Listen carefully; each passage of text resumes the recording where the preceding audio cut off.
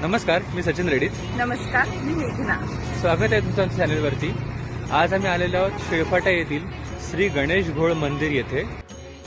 डोंबिवलीहून कल्याण फाटा हे जवळजवळ अर्धा तासाचं अंतर पार केल्यानंतर डोंगरावरती तुम्हाला दिसतं श्री गणेश घोळ मंदिर. या मंदिरात जाण्यासाठी एकूण 150 पायऱ्या आहेत आणि वरती आल्यानंतर तुम्हाला दिसतं निसर्गाच्या सान्निध्यात असलेलं हे सुंदर असं मंदिर आणि हा छान असा निसर्ग आजूबाजूला तुम्ही पाहू शकता.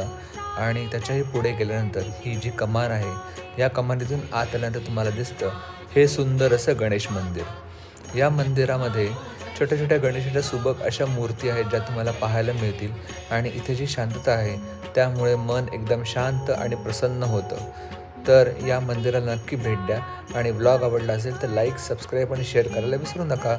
गणपती बाप्पा मोरया.